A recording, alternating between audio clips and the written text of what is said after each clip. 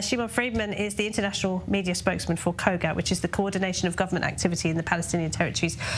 So tell us then, because Israel is being criticised harshly for not allowing enough aid to get into the Gaza Strip. So I think it's really important to understand the biggest obstacle right now for more aid to reach the residents in Gaza is that Israel is inspecting more humanitarian aid than the international organizations can distribute.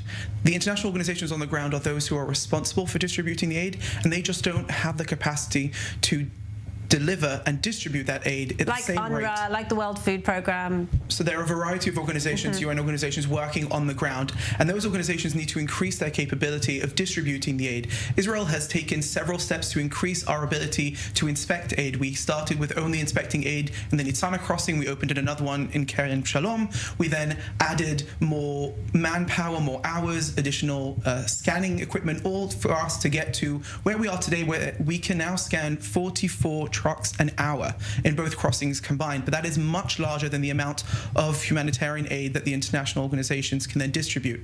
Right now, on the Gazan side of Kerem Shalom, there are between 200 and 300 trucks worth of humanitarian aid waiting to be distributed. So the real issue is for the organizations to increase their capacity so that we can see more humanitarian aid making its way to the people of Gaza. Shouldn't Israel take more responsibility for the distribution of aid now that it is the governing power in parts of Gaza? Israel says that the IDF has operational control of certain parts of Gaza. Is it not then the responsibility of the IDF to distribute the aid? The responsibility lies with the international organizations, and that's the same as it has in different combat zones. But Israel is doing whatever it can to help facilitate that distribution, and we are helping these organizations with their distribution in different ways. There are humanitarian corridors that Israel has established. There are tactical pauses each day announced so that the organizations can move around and individuals can go out and pick up that humanitarian aid. And we also coordinate specific passages for humanitarian reasons. So there are a variety of ways in which Israel is assisting in that distribution. But at the end of the day, it's about having the manpower, the trucks, increasing their working hours as well. All these different steps that the international organizations can take for more aid to be distributed and reaching wherever it needs to get in Gaza. And of course, part of the problem and what led to that disaster last week when dozens of Palestinians were killed in a stampede or were shot was that the Hamas government tried to steal the aid, or they do steal the aid, and that is causing a situation of desperation, isn't it? How can Israel counter that?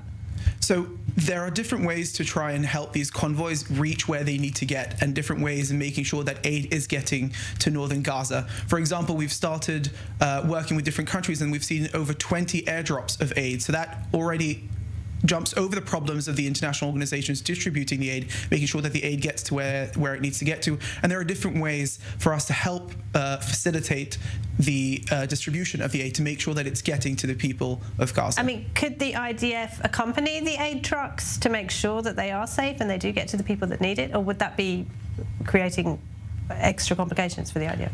So securing the convoys themselves are the responsibility of the organizations that are distributing the aid. While the convoys are going through the humanitarian corridors, at that point those convoys are secured by Israeli forces. But in general, the organizations that have the responsibility of distributing the aid are the ones who are responsible for their security as well. So why, in your view, are they falling short, the aid agencies? So there are several steps that they can take, and the truth is they haven't taken any of them since the beginning of the war. As I mentioned, we've taken several steps to increase our capability of inspecting aid so that it can be facilitated into the Gaza Strip. But in order for that aid, for those 200 or 300 trucks worth of aid to make their way to where they are needed throughout the Gaza Strip, there is a need for more trucks, for more drivers, there is a need for longer working hours, just for more manpower, and all of these different steps that the international organizations can take and haven't taken so far. And that's what we're hoping to see, that the UN as well will increase the capabilities of these organizations so that we see the humanitarian aid get to where it needs to get.